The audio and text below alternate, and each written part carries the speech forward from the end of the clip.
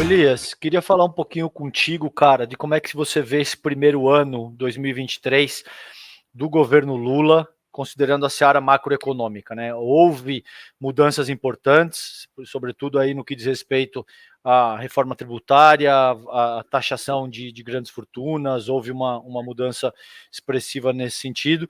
E, apesar disso, você tem uma crítica ao Haddad, que ele seria excessivamente fiscalista, que ele estaria fazendo o jogo da Faria Lima de forma demasiada. Como é que você entende, cara? Qual que é a tua opinião a respeito disso? Tem uma crítica agora que surgiu, por exemplo, de 200 bi de déficit. A gente viu, por exemplo, um cara que eu sei que é teu amigo, que é meu amigo pessoal também, que é o André Roncalha, explicando como metade disso foi para pagamento de precatório que a gestão Bolsonaro rolou, que existia um superávit primário muito por conta de rifar ativos importantes do Estado e todo esse contexto. Faz um arrazoado para a gente, Elias, como é que você vê esse primeiro ano do governo Lula na seara macroeconômica e como é que especialmente você sente essa crítica que o Haddad seria excessivamente fiscalista, cara? Aliás, a crítica a mim também, ao André Roncalha, muita gente que defende política industrial, que defende política fiscal expansionista, etc. Ou seja, eu sou taxado de um monte de coisa nas redes sociais por conta do meu apoio ao governo Lula, e que não tem nada a ver com o fato de eu estar no Banco dos BRICS. Eu apoio o governo. Eu estou nessa coisa, nessa história de campanhas pelo governo Lula desde 94, pelo menos, que eu participo ativamente de campanhas envolvendo o Lula, o PT, o PCdoB, que é o partido do qual eu sou filiado. Então, não tem nada a ver uma coisa com a outra. Não defendo o fiscalismo, né? Agora, eu sou um cara que eu não tenho mais idade, César, para ficar vendendo ilusão na internet. Eu não tenho mais lugar. O meu lugar político hoje não permite mais certas coisas, né? Então, vamos lá, vamos analisar. Eu acho que o primeiro ano do governo foi excelente, do governo Lula. Foi excelente o primeiro ano do governo, em todos os aspectos, eu acho. Por que eu estou dizendo isso? Porque se nós levarmos em consideração que o Brasil passou por um processo de retrocesso de pelo menos 50 anos, do ponto de vista político, institucional, o Estado, o aparelho de Estado, ele foi destruído, o que existe de Estado, ele é ortodoxo, ou seja, o Estado brasileiro, ele pensa de forma ortodoxa, como no sentido da economia, neoliberal, vamos dizer assim.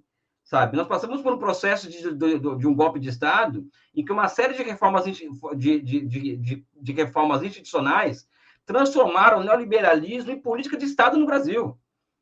Não é uma questão de política de governo. E mais, nós vivemos em um país que não somente não existe correlação de forças no Congresso, correlação de forças, é coisa muito séria que eu estou falando, e, além do mais, o sistema financeiro tem poder político no Brasil. Político, o sistema financeiro tem poder material, ou seja, e a política, pessoal, não é minha vontade contra a vontade alheia, as minhas ideias, não ganha, não é as melhores ideias que ganham quem tem mais força material. E o sistema financeiro tem uma força material que nós não temos noção, às vezes, do tamanho dele.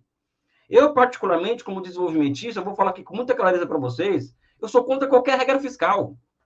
Só que entre as minhas convicções, né, e a realidade, existe uma série de mediações. Uma série de mediações. Então, a macroeconomia do governo Lula, na minha opinião, ela expressa, vamos dizer assim, expressa a correlação de forças da sociedade brasileira, expressa as contradições, inclusive, de uma frente ampla. As pessoas acham que é menor, mas nós ganhamos a eleição por meio por cento de diferença em relação ao Bolsonaro, né? E acreditar que no dia seguinte nós vamos fazer uma política monetária expansionista, né? Vamos partir para a criação de moeda ao meu gosto, ao gosto do Elias. Só que na vida real, o que vai acontecer? A taxa de câmbio vai a 8, a taxa de juros a 32, ou seja, é assim que as coisas funcionam. Sabe? Infelizmente, ou seja, eu, como desenvolvimentista, sou contra qualquer regra fiscal. Mas eu não tenho mais idade, eu estou com 48 anos, César.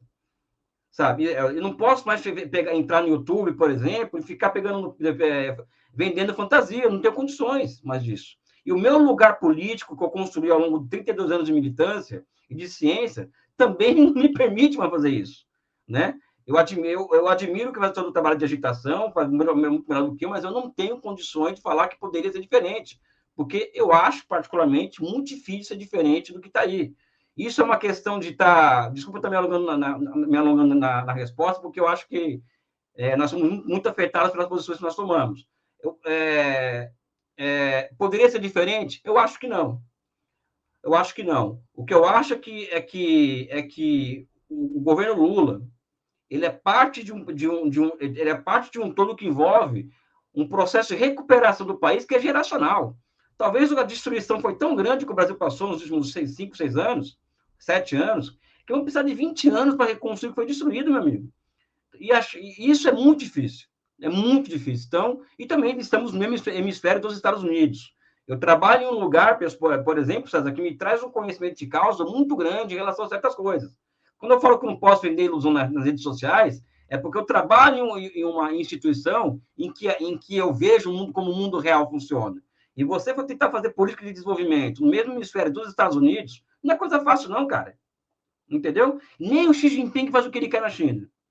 Nem o Xi Jinping faz o que... Você imagina o Lula no Brasil, né? Enfim, é basicamente isso. Acho que o primeiro ano é excelente do governo Lula, na minha opinião, sobre vários aspectos, né? Mas, repito aqui, eu não tenho condições nem idade, nem ocupo um lugar político que me permita ficar vendendo não possibilidades, né? Ou seja, infelizmente eu sou materialista e não posso jogar para a plateia, não tenho nem mais esse direito mais na minha vida, né? Desculpa aqui o desabafo. Imagina, querido. Ô Elias, então no fim das contas, né? O resumo que a gente sempre tem aqui é que governar a esquerda no Brasil é uma tarefa muito ingrata, na verdade. Desde sempre. Sempre foi uma tarefa muito ingrata. Porque além de você ter o próprio Congresso, que é avesso majoritariamente às políticas de esquerda, então é muita negociação, queda de braços, você tem uma imprensa que também fica o tempo inteiro ali pegando empecilhos e tentando pegar alguma escorregada do governo, e o próprio mercado, né, que vai fazer inúmeras chantagens. Então é uma tarefa que exige uma certa habilidade política que não é para qualquer um, não, governar aqui. Isso não é, de nenhuma forma, defender política fiscalista, não é nada disso, mas sendo realista sobre o que acontece mesmo no Brasil. Você tem, no mínimo aí, uns 5 setores com os quais você tem que negociar. Para quando você é de direita é muito mais fácil. Chega lá o Bolsonaro e ele praticamente vai atender os anseios daqueles setores. O Lula não, ele vai ter que negociar o que ele pode conseguir, né? Ele vai propor, sei lá, se ele propõe 10, ele sabe que vai chegar na negociação em 5. Na melhor das hipóteses. Geralmente ele sai com 2 e sai feliz. A gente tem aqui, né, a dificuldade. Eu lembro que quando eu trabalhava na Record, teve um diretor comercial lá que rasgou elogios ao Guxiquem. O Guxiquem já tinha morrido já, mas ele rasgou elogios ao Guxiquem porque o Guxiquem brigou muito para que, além da Globo, outras emissoras também participassem de uma fatia maior do bolo da publicidade governamental, né? Ele elogiou o Guxiquem por causa disso. A Record foi parceira do governo até um determinado momento ali do segundo mandato da Dilma. Só que aí que tá, né? O quanto que o Lula não teve que ceder para ter um apoio de um canhão de mídia que é a Record, um apoio que também não foi restrito, foi um apoio parcial, não é um apoio restrito. Então, se a gente pegar em todas as áreas, não só econômicas, como eu estou falando também da mídia aqui, exige uma habilidade que talvez poucos teriam além do Lula no Brasil. É muito difícil mesmo. Eu acho, então, o dia que aliás, eu não joguei indireta para ninguém aqui, tá, pessoal? Até porque eu acho que quem critica tá no seu lugar de fazer a crítica, Sim, claro. Claro. Fazer a crítica mesmo, ninguém aqui tá. Não, eu acho que fazer a crítica, cara, gera conteúdo, gera qualidade pro debate. Sim, mas eu não tô aqui jogando indireta para ninguém. Eu acho que quem faz a crítica tá no lugar dele de fazer a crítica, não é? De fazer. Agora, eu tenho que apresentar a síntese também, ou seja, tem a tese e a síntese, vamos dizer assim, né? E eu estou numa fase da minha vida em que a minha vida me obriga a apresentar síntese, né? Então, acho particularmente que enquanto o país não tiver hoje, enquanto não tiver uma hegemonia na sociedade brasileira, de um pensamento nacionalista, desenvolvimentista e até socialista, dificilmente a gente vai chegar a fazer o que deve ser feito no Brasil. Eu volto a repetir aqui, pessoal, eu moro na China, né? Moro na China. E o Xi Jinping não faz o que passa pela cabeça dele. Por quê? Porque existem forças contrárias dentro da China e fora da China. E vocês imaginem o Brasil governado por uma frente ampla que tem de tudo e que ganhou a eleição com 50,9% dos votos. Né? Enquanto que a China fez uma revolução. E lá não faz o que se passa na telha, né? do Partido Comunista, do Xi Jinping. Porque existem forças dentro da China que são contrárias a certas mudanças mais profundas, né? E também as forças externas. Imagine o Brasil. Então, eu acho que nós temos que nós que temos responsabilidade com certas coisas, tem que ter uma visão de conjunto dos problemas, né? A vida não é fácil, né? Eu nunca ensinei para meus alunos que política que regra fiscal é bom para a economia, eu nunca ensinei que poupança é prestar de investimento. Agora, eu vivo uma realidade numa realidade que não é a que eu queria que eu viver, né? Não faço história e circunstâncias que eu escolho, muito pelo contrário, né? Claro. Elias, vamos falar um pouquinho dos BRICS, então, cara. A gente sabe que o planeta está num momento de transição da governança, como a forma é exercida no nível global. A gente tem, desde o desmonte do campo soviético, no começo da década de 90, os Estados Unidos davam as cartas de uma maneira bastante agressiva, unilateralmente. A gente sabe que isso está mudando agora e os BRICS têm um papel preponderante nesse sentido. César, vou precisar abrir a porta aqui para minha enteada, cara. Você desculpa. Não, fica à vontade. É coisa rápida. Vamos esperar, então. Mas é isso, gente. Eu quero ouvi-lo a respeito dessa questão dos BRICS. Isso é absolutamente importante, Helder, como eu vejo, sim, cara. A gente está num momento de transição e existe todo um projeto de criminalização, principalmente no Brasil, entende? Que é complicadíssimo. Não sei se você quer trazer alguma outra coisa enquanto a gente espera ele, ou... Não, acho que ele só vai dar ele vai dar uma corridinha lá para abrir a porta, mas deve estar voltando rapidamente, né? O Elias, aí, tá aqui já. Já voltei, pô. É nóis.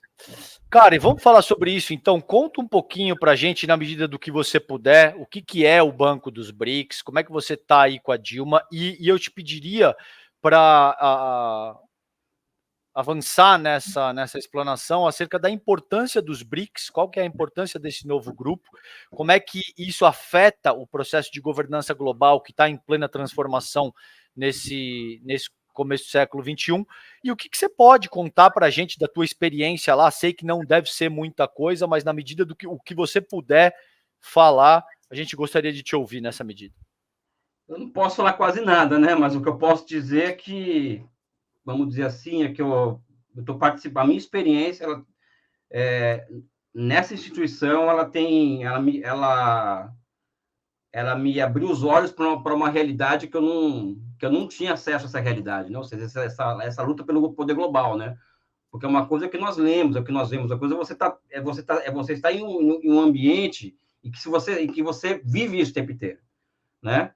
E achar que nós vamos construir um braço financeiro do Sul Global, que é a ideia natalícia do novo Banco de Desenvolvimento, é ser o braço financeiro do Sul Global.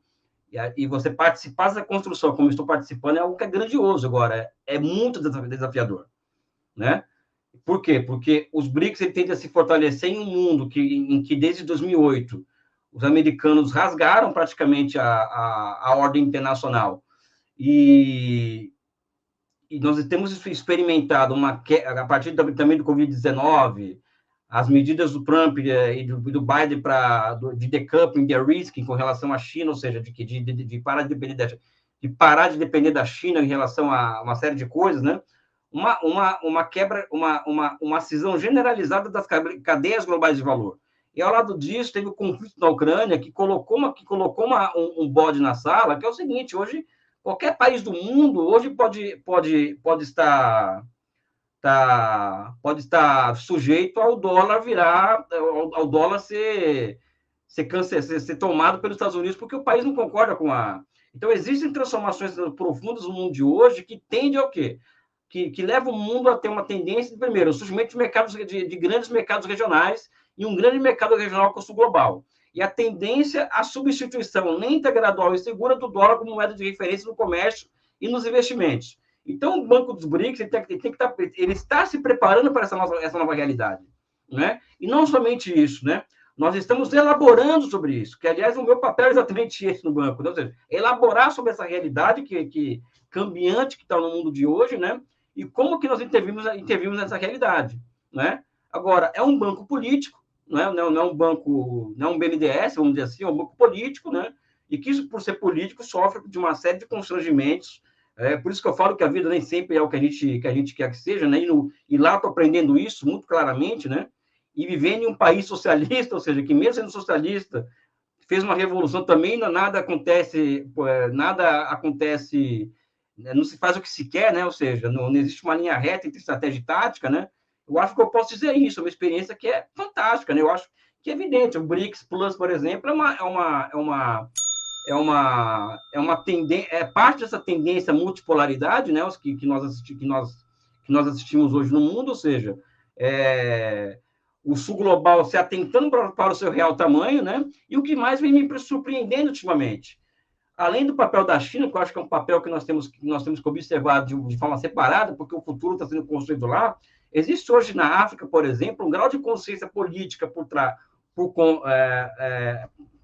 nos dirigentes africanos e no próprio povão na África muito grande, ou seja, existem rebeliões na África hoje, anticoloniais, anti-imperialistas, né, que são parte de um todo que envolve a presença chinesa e russa na África desde os anos 2000. Né? Principalmente a presença chinesa, porque a presença chinesa na África demonstra o seguinte, olha, os chineses não são igual aos nossos antigos colonizadores. Então, o Níger, o Mali, o Burkina Faso não aceita mais que a França faça operações de senhoriagem com a moeda deles. E que a moeda, não esqueci o nome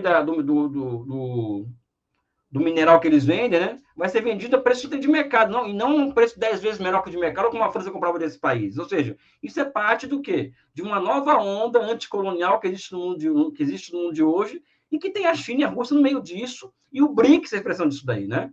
Enfim, eu tenho muita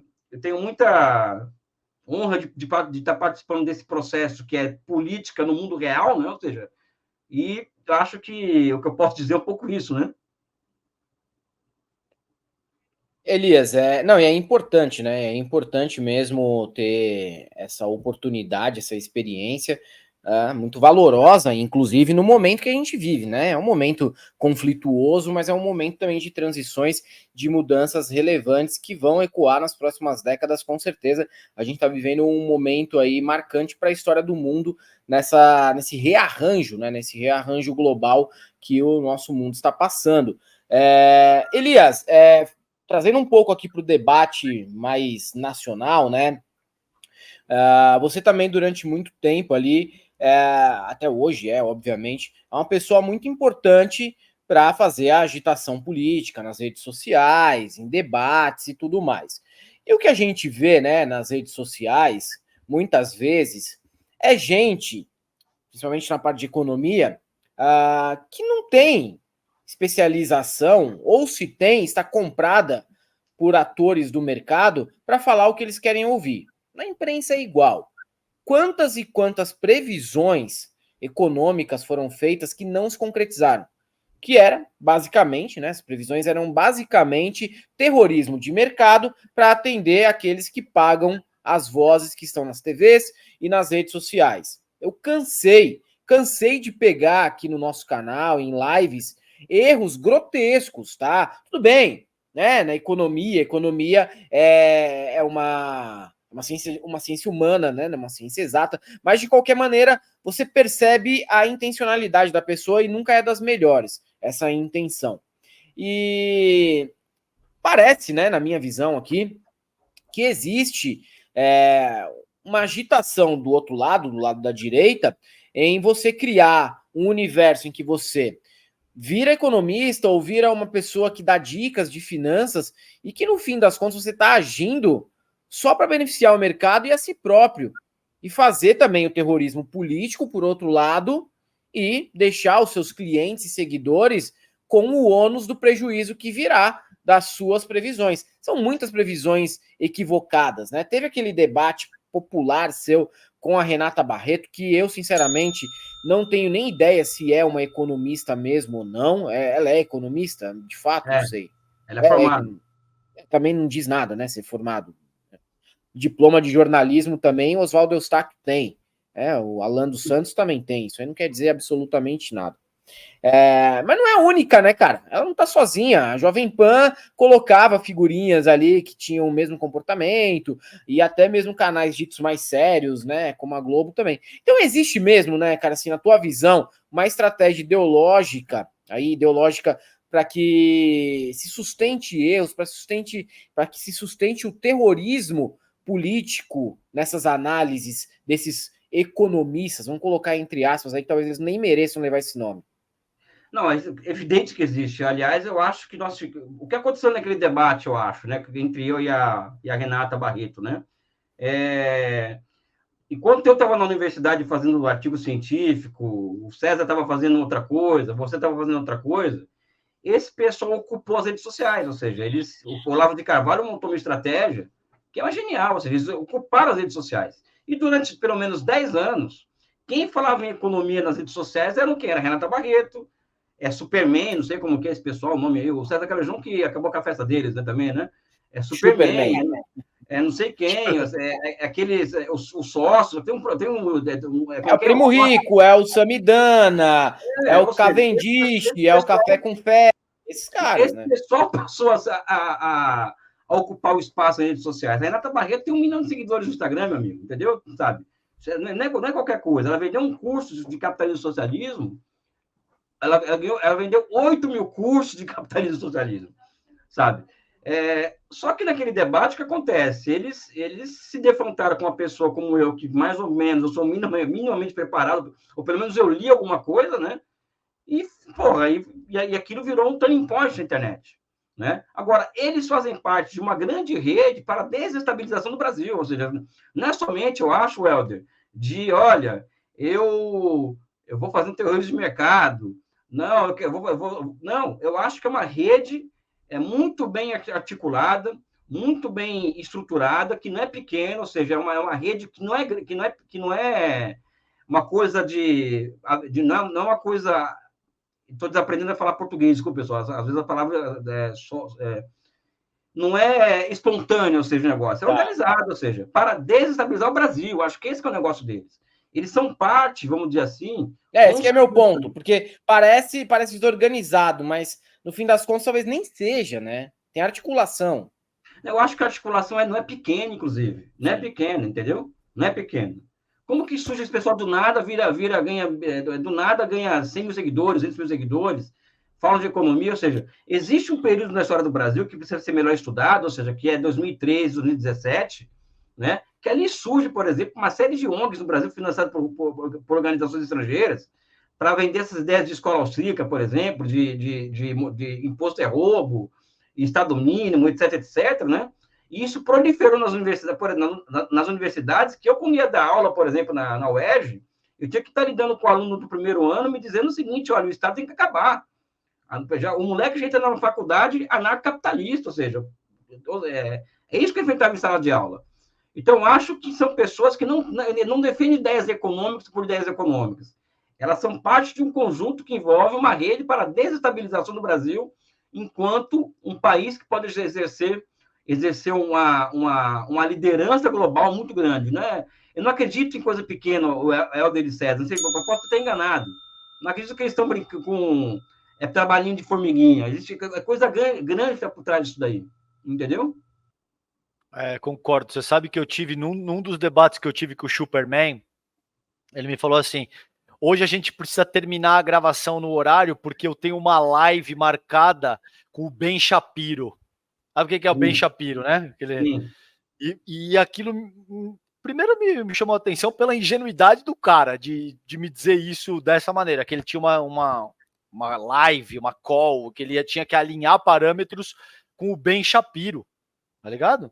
E segundo, tá muito claro que isso denota esse nível de articulação que vocês estão propondo aqui, entendeu? O cara vai falar com o Ben Shapiro, o Superman, e o Ben Shapiro era o ídolo máximo do Superman. Era o cara que ele se derretia, falava assim, pelo Ben Shapiro.